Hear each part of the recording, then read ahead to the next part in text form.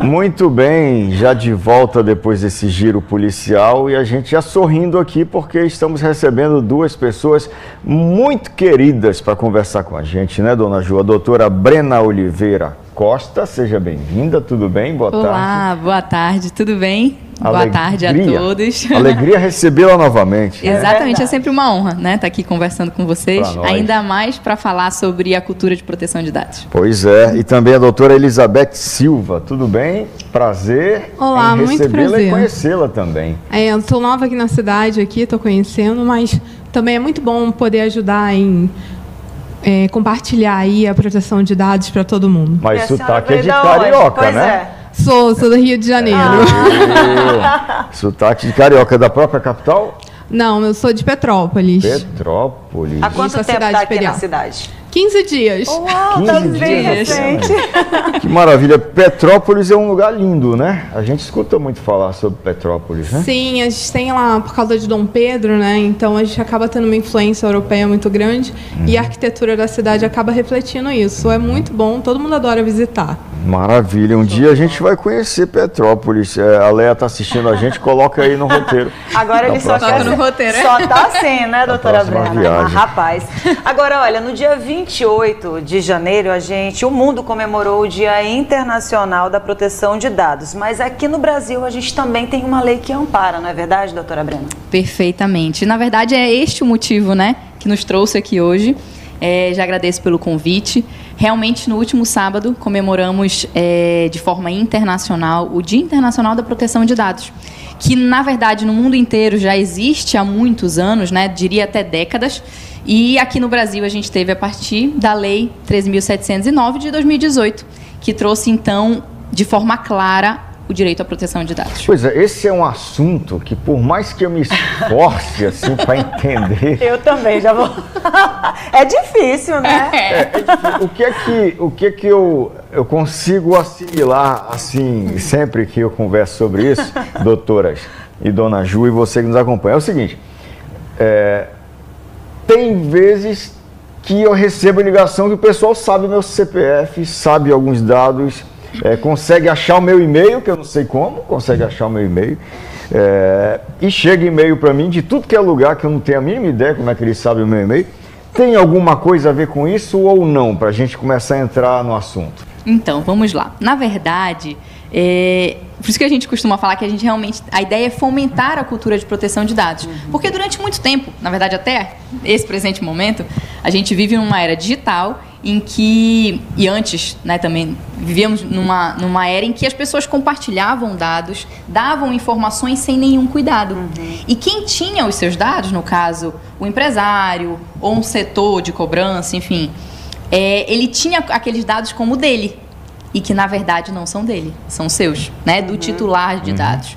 Então, a lei, na verdade, ela vem de uma forma para garantir que nós, titulares de dados, eu, você, qualquer pessoa, possa realmente ter a liberdade de dizer, olha, eu quero que você me ligue. Não, eu não quero que você me ligue. Eu quero que você tenha acesso a determinada informação sobre a minha personalidade. Eu não quero que você tenha, ou esse é o limite para que você tenha, né, acesso a essa informação. Então, realmente, a lei ela veio para amparar essa nossa liberdade, o direito de privacidade de escolha relacionado aos nossos dados. Agora, doutora Elizabeth, por exemplo, pegando já o gancho dessas informações que a doutora Brena colocou, algumas empresas, elas têm ali as nossas informações, os nossos dados, e elas podem compartilhar, porque a gente sabe que hoje em dia, infelizmente, ainda acontece muito de algumas empresas, enfim, nem sei como é que chama isso, de vender até as informações dos clientes. Então, a lei veio justamente para poder regular esse tipo de situação. Existe aí um critério que a lei veio proteger o titular de dados. Assim como a doutora Brena informou, você não deixa de ser o dono do seu dado porque a empresa tem acesso a ele. Sendo assim, portanto, você tem direito de controlar, definir quais são as regras do jogo. Agora que você sabe que os seus dados têm valor, como, por exemplo, para venda, para conseguir consórcio, empréstimo. Tudo isso, eles acabam usando o seu dado que está circulando por aí. Então, hoje em dia, a lei veio delimitar esse descontrole que as empresas costumavam ter. Então, qual é a consequência hoje em dia? As empresas podem sim compartilhar os dados, mas seguindo as diretrizes da lei. A lei ela não veio impedir o uso de dados, ela veio regulamentar para que esse uso, esse compartilhamento seja feito de forma transparente, de acordo com a lei, e seguindo ali os ditames onde o titular de dados, ele é o lado mais frágil e precisa ser protegido e favorecido. Muito bem. Você que está assistindo a gente pode mandar mensagem no 981540004. O assunto é a lei de proteção de dados, né? Você viu que eu já tive minhas dúvidas, ainda tenho algumas. A Ju também tem as dela, e você, se tiver dúvida sobre isso, manda para a gente, mas manda agora, porque as doutoras estão aqui para responder para a gente. Quero aproveitar e mandar um abraço também para a Rebeca e para o Matheus, que estão lá em Belém, assistindo a gente nesse momento também. Agora, doutora Brena, me veio uma outra questão aqui. Às vezes a gente baixa um aplicativo e a gente não lê nada, né, daquelas coisinhas que tem lá. É verdade. A maioria das vezes. A gente só aceita, né? Aceita. É um aplicativo para fazer o envelhecimento, como se a gente quisesse envelhecer logo, a gente vai lá e baixa o aplicativo de envelhecer. Aí naquele aceito, a minha dúvida é, será que eu estou dando autorização para eles compartilharem os meus dados pessoais? Sempre. Ou quase sempre. O que acontece? A gente costuma brincar, assim, né, no interno da privacidade de dados, que é a maior mentira do século. Não li, não concordo e aceito, né? É desse jeito. Então, você quer utilizar, então você concorda. Aí já acaba respondendo a sua pergunta. Como que ele teve acesso ao meu e-mail? Tá lá. Como que ele teve acesso à foto que estava na minha galeria? Tá lá. Como que ele teve acesso ou vazou uma informação do meu cartão de crédito? Tá lá. Então, assim, são algumas autorizações que nós fornecemos como titulares de dados e que realmente estão por aí, né? Porque a gente vai autorizando, e aí... De forma inconsciente, mas autoriza. Inconsciente, exatamente. E a legislação ela vem exatamente para isso, para dizer, opa... ok, você pode pedir autorização, mas que seja clara. Ou seja, a ideia é que com o tempo essas políticas de privacidade, esses termos de consentimento, sejam claros o suficiente para que você tenha noção do que você realmente está aceitando ou não, né? Devendo compartilhar. E a mesma coisa com o CPF, né? Que a gente está comprando um produto ali na internet também, um curso de treinamento sobre uma área específica, e lá pedem o CPF. A gente vai e coloca o CPF, mas isso não quer dizer que eles vão poder pegar o meu CPF e compartilhar com quem eles quiserem. Os meus dados, eles não podem passar adiante, né? Exatamente. É o correto, é o que a lei prevê, né? Que realmente a empresa trabalhe de uma forma transparente. Mas está bagunçado também, né? Muito bagunçado. Muito bagunçado. E assim, a tecnologia, ela acelerou muito isso, né? Antes era difícil, por exemplo, a gente faz até uma analogia, e nesse dia, né, da produção de dados, muitas pessoas falaram a respeito. Hoje, é como se fosse, sabe aquela nossa carteira? Que há uns 10 anos atrás, se você perdesse a sua carteira, pronto, acabava, né? Meu Deus, era um desespero, todos os documentos lá, as fotos da tua família estão lá, né? Hoje, o teu celular ou o teu computador, enfim, é esse objeto. Tudo, absolutamente tudo está ao toque das mãos ali, né? Então, realmente é um cuidado que a gente tem que ter a mais com esses dados, entender para quem a gente compartilha, se essa pessoa realmente, essa empresa, né, ou essa pessoa estão adequadas à legislação, para evitar, né, danos maiores. E quem precisa estar de acordo, então, com essa lei, doutora Elizabeth? Bom, de acordo com a lei, todo mundo. Quem faz uso de dados pessoais, que só para ficar um pouquinho claro aqui, os dados pessoais são nome, endereço, qualquer dado que identifique ou permita que uma pessoa seja identificada. Os dados sensíveis vão um pouco além. Eles são dados que permitem, de alguma forma, que a outra pessoa possa vir a sofrer algum tipo de discriminação. Então, opção sexual, cor, política, sindicato, saúde, tudo isso está englobado ali nos dados sensíveis que a gente precisa aí de um maior cuidado para tratar. Que tem a ver com o nosso comportamento também. Dados comportamentais são dados pessoais, não sensíveis, mas os dados de personalidade, elas acabam ali criando uma engenharia social que faz com que o outro lado tenha informações suas que você não saiba que eles têm. Isso a gente viu nas eleições dos Estados Unidos, né? Daquela agência que trabalhou para o Trump. A Cambridge Analytica. E ela pegou os dados daquelas pessoas e começou começou a trabalhar para fazer com que as informações chegassem para as pessoas dentro de um perfil, né, que só fortaleciam também aquele ponto de vista dela de acordo com o que o político falava, mais ou menos isso, né? Isso. Explicando para quem não acompanhou o caso, para a eleição, eles definiram quem estava em dúvida. Aí eles pegaram essa pessoa que estava em dúvida e viram, essa pessoa gosta de cachorrinhos. Então, eles fazem uma campanha direcionada ao gosto daquela pessoa por cachorrinhos, dizendo que o político tal tem causas para aquela linha de pensamento. Aquela pessoa é familiar. Então, eles também fazem, olha, esse político defende o direito da família. Verdade ou não, eles usaram os argumentos necessários para dar um clique naquela pessoa, o que fez, na verdade, o candidato que não deveria ter ganho, ganhar por causa dessa propaganda de marketing. Foi a mesma situação com o Reino Unido saindo da União Europeia. Isso utilizando os dados comportamentais das pessoas. Comportamentais, exatamente. É que, na verdade, o que são, né, pequenos dados, ou seja, o dado que você realizou uma compra hoje, o dado que você pesquisou sobre determinado assunto amanhã, o seu dado relacionado à sua imagem, que está ali, querendo ou não, isso criam conexões que chegam a determinada informação. E o que é valioso hoje é a informação. E, inclusive, né? Muitas vezes, se você está ali no Google, pesquisa alguma coisa sobre determinado produto, pelo menos comigo acontece, chega depois um monte pelo Instagram, pelo não sei por onde, um monte de informações ou até mesmo propaganda daquele determinado produto, como se eles estivessem ouvindo, né? Exatamente. E eles estão. O perfil comportamental é justamente isso. Então, todas as empresas, ou até mesmo condomínio, igreja, todo mundo que lida com os dados pessoais, eles precisam seguir os parâmetros legais e mais do que só seguir. Eles precisam ter meios de comprovar que eles estão fazendo ali o que a lei determina, porque lei é lei. Pois é, mas aí quando a Júlia perguntou quem deve se adequar à lei, a senhora disse todo mundo, né? Então, tanto nós, pessoas físicas, quanto as empresas, pessoas jurídicas, todo mundo... Não. A lei, ela meio que direciona para quem tem ou obtém algum tipo de vantagem econômica pelo uso dos dados. Sim.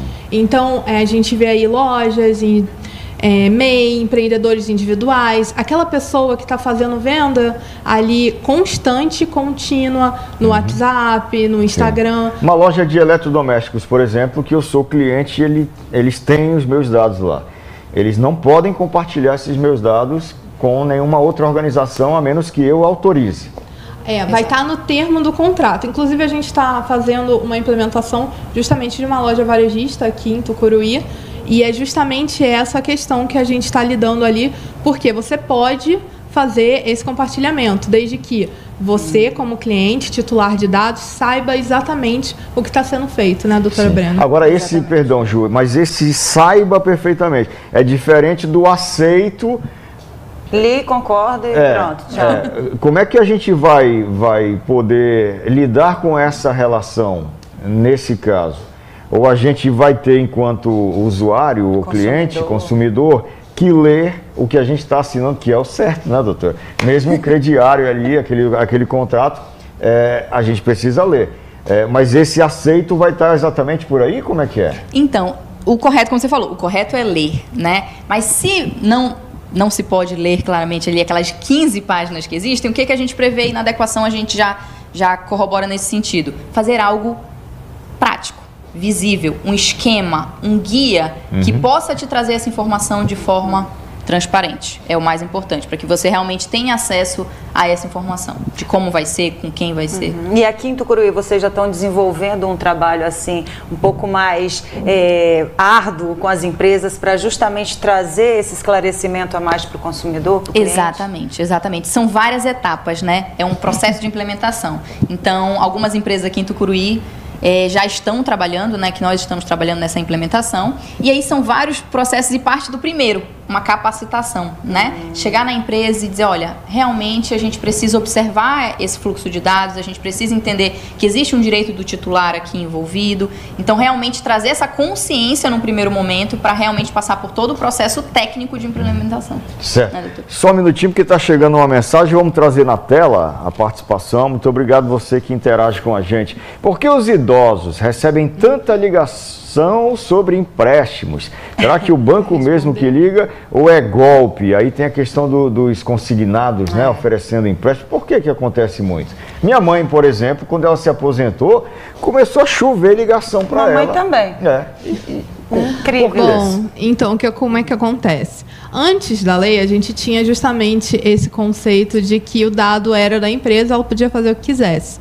Então, a gente sabe aí que existe uma venda, tudo isso de contatos. E nesse caso, me perdoe, mas o próprio INSS, por exemplo, que a pessoa se aposenta lá numa instituição federal. Deve compartilhar, de alguma maneira, esses dados saíram de lá de dentro, né? Olha, eu sei que a gente já foi procurada por uma situação em que a pessoa nem tinha recebido a notícia de que tinha sido indeferida a pensão e ela já estava recebendo ligação. Meu Deus. Então, é mais rápido do que vocês imaginam, né? Mas é para isso que a lei veio. A gente tem ali justamente esse tipo de situação, porque existe esse vazamento desses dados ali e aí junto dele vem a oferta de produtos.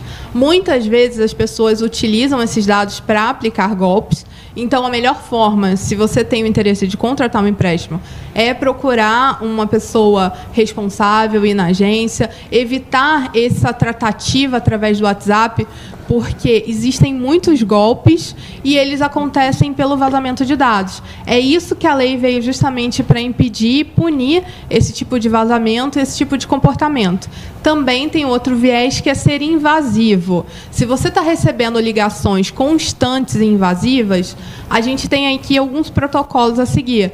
Você pede para a empresa parar. Se ela não parar, você anota esse número de protocolo direitinho e aí você pode procurar os meios legais ali ou do governo para tentar resolver esse problema. O PROCON, a plataforma do consumidor.gov ou até mesmo fazer uma denúncia no site da ANPD, que é a Autoridade Nacional de Proteção de Dados. Se nada disso resolver, você também pode recorrer ao judiciário e pedir ali um dano moral ou então para que cesse essas ligações para que vocês tenham paz. Mas é realmente incômodo. Importante mesmo. Agora, a lei entrou em vigor quando? E existe algum prazo para adequação para as empresas? Como é que está? Então, né? Ela foi publicada em 2018. Tivemos que nós chamamos, né, juridicamente de um vacatio legis, que é um período em que ela teria para entrar em vigor de 18 meses. E aí tivemos um período de pandemia em que ela entrou em vigor, mas as sanções só começaram a valer a partir de 2021. Então, a partir de agosto de 2021, 100% as sanções já poderiam ser aplicadas. Acontece que com questões, né, políticas, a ANPD, né, que é a nossa autoridade nacional, ela era um órgão ligado ao executivo e no final do ano passado ela foi desmembrada, então ela é um órgão autônomo agora. A expectativa é que nesse ano seja o maior trabalho da ANPD justamente para trabalhar de forma ativa, né? E fiscalizando as empresas. Fiscalizando. E como é que vai ser feita essa fiscalização? Pronto. Então, justamente no dia 28, a ANPD, eles se manifestaram sobre isso, né? Eles estão fazendo os estudos técnicos para que essa fiscalização, todas as punições, elas não venham e não aconteçam de uma forma assim, que não seja 100% de acordo com a lei. Então, em fevereiro, eles vão soltar agora o estudo sobre a dosimetria das penas, que vai ser a base para valor de multa, para fiscalizações, mas, considerando experiências de outros países, em via de regra, a ANPD ela vai agir com base de denúncias ou através de uma fiscalização que a própria autoridade vai fazer, seguindo aí situações de vazamento, porque existem protocolos mínimos que todas as empresas têm que seguir. Então, as fiscalizações, via de regra, vão ser por denúncias, mas, em geral, a expectativa é que o órgão também atue de forma deliberada, escolhendo ali as situações que eles acreditam serem importantes. Entendi.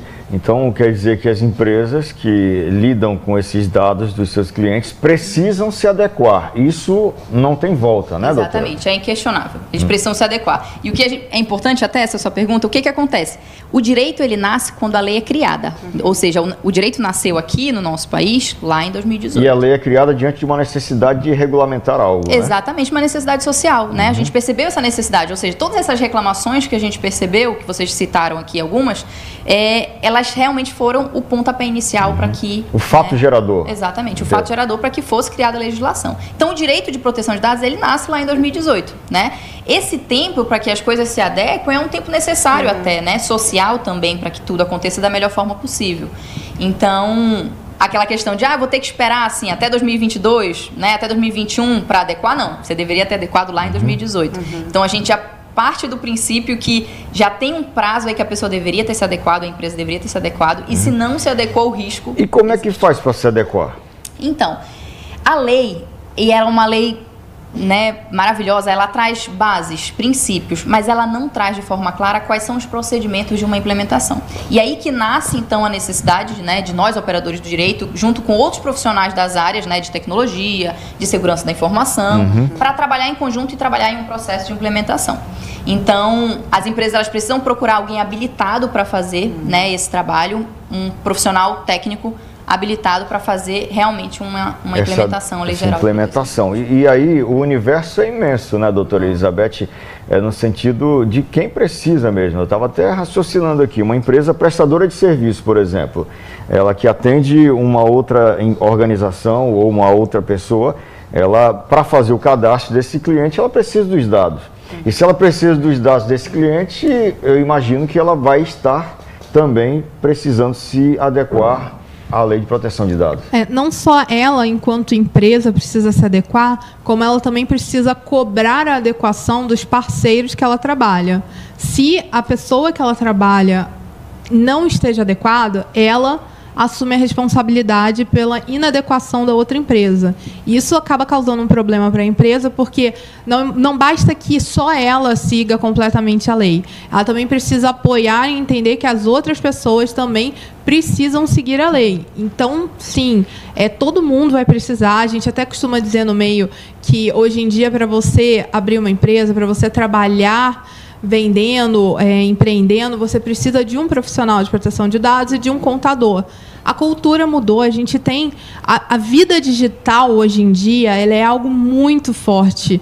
A gente tem até um estudo dizendo que existem mais smartphones no mundo com acesso à internet do que gente que tem acesso à água potável. Não. Esse é o tamanho dos dados que circulam no mundo. Então, a gente precisa, sim, cuidar, porque senão não vai ter um limite. Então, as empresas precisam seguir uma padronagem. É um processo longo, não é imediato, mas para que eles não sofram as sanções. E a gente fala muito de multa, mas a multa nem é o pior.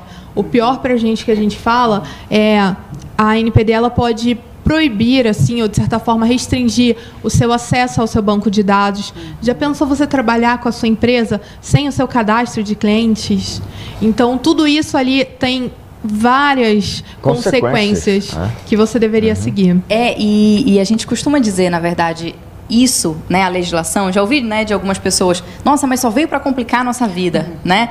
E assim, o que a gente demonstra é que, na verdade, veio justamente dessa necessidade social, né, de regulamentar esse tratamento de dados, mas ela veio principalmente para trazer à tona a necessidade de tratar com ética, com respeito, um direito que não é seu, né? É do titular de dados. Então, assim, realmente as empresas que já pensaram, já se antenaram para isso, elas realmente têm um viés de confirmação de, realmente, eu vou trabalhar com ética, com respeito, com cuidado, e aí isso aumenta, né, a credibilidade dela no mercado. Que maravilha, né? Exatamente. A gente está caminhando para finalizar a produção. Se tiver alguma pergunta, você pode avisar a gente aqui, porque a gente está caminhando para finalizar.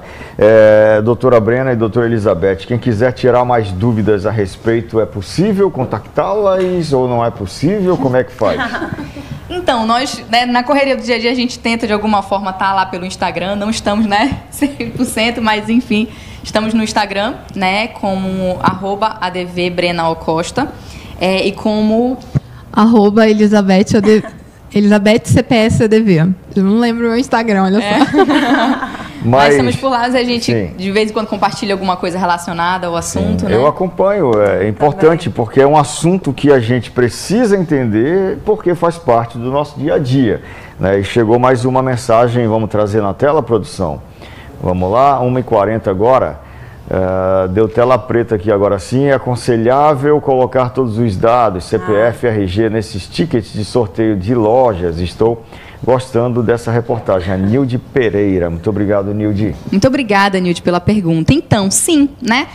Nesse caso aí, que você tem, na verdade, um sorteio, nós temos uma finalidade. Isso é um ponto muito importante da lei. A lei, ela traz alguns pontos em que nos autoriza a fazer um tratamento de dados sem o aceite do titular, por exemplo. Nós temos questões de saúde, nós temos previsões legais, que é quando a lei nos autoriza a fazer por outro motivo ou com a finalidade. Então, por exemplo, quando você cadastra lá, coloca os seus dados em um sorteio, você sabe que a finalidade daquele sorteio é realmente que você tenha a possibilidade de ganhar aquele prêmio, né? Então, ele tem uma finalidade. O que tem que ficar atento é se realmente a entidade que está realizando aquele sorteio vai cumprir, né? Ver se é uma entidade correta, que não vai utilizar seus dados de forma inadequada. Essa acho que é a dúvida dela, né? Se a entidade vai passar os dados adiante ou não, né? Aí é uma outra questão delicada também. Aí vai dar credibilidade, né? Empresa, exatamente, da empresa. Então, por exemplo, exatamente. Você, por exemplo, aqui, vou lhe dar um exemplo. Aqui na Associação Comercial tem 3 sorteios por ano, né? Grandes campanhas. Nós lá, lhe dou certeza que os dados vão ser descartados ao final de cada campanha e ele vai ser usado exatamente para a finalidade que lhe foi proposta. Que era o sorteio. Exatamente, que é o sorteio. E a pessoa sorteada está ali com os documentos que comprovam que ela é ela. Pronto, de fato. Exatamente. Vai receber seu prêmio, tudo ok. Justamente para dar legalidade para aquele ato, né? Então é importante que você dê, desde que você confie realmente na organização desse evento. Doutora Elizabeth. E é bom também que você analise ali sobre os dados que você está dando, se eles são estritamente necessários para aquela finalidade. Você não necessariamente precisa dar informações sobre a sua religião, sexualidade, para esse tipo de sorteio. Então, dá uma olhada nisso ali, porque se você vê que estão pedindo dados demais, muito provavelmente vai haver ali um desvio de finalidade e o seu dado, na verdade, vai ser coletado para outra coisa. E também é sempre bom, quando você preencher, perguntar o que você vai fazer depois que acabar o sorteio. E aí você vai ver qual é a intenção da pessoa. Via de regra, eles costumam queimar, ou então destruir, excluir ali de uma outra forma. Mas é justamente o que a doutora Brena falou, vai dar credibilidade do local. Tem que ficar atento, na verdade, se possível, sempre que possível, dar uma lidinha lá em tudo, né? Exatamente. Antes assim, de concordar. E isso, na verdade, é uma relação, né? Eu, como advogada empresarial, eu sempre falo para os meus clientes, isso é credibilidade, isso é ética, né? Uma das sanções, por exemplo, relacionadas ao vazamento de dados, é quando você tem um problema de incidente de segurança e a NPD vai publicar de que você está sendo investigado. Isso afeta a credibilidade da empresa. Então, vamos evitar que isso aconteça, né? Realmente trabalhar com ética, com respeito ao seu consumidor, ao seu cliente final. É isso. O endereço do Instagram, os endereços, né, estão na tela. Caso você queira tirar mais dúvidas sobre esse assunto, que é muito importante e que a gente vai destrinchando devagarzinho, vai compreendendo, né, quando duas pessoas estão profissionais, capacitadas e preparadas, né, como as doutoras que estão aqui com a gente hoje. Voltem mais vezes. Verdade. Obrigada, pode deixar. Hoje foi em especial, né, realmente, ao Dia Internacional da Proteção de Dados, que era um dia que a gente não poderia deixar em branco, realmente trazer à tona essa cultura de proteção, fomentar um pouquinho, fazer com que as pessoas pensem a respeito.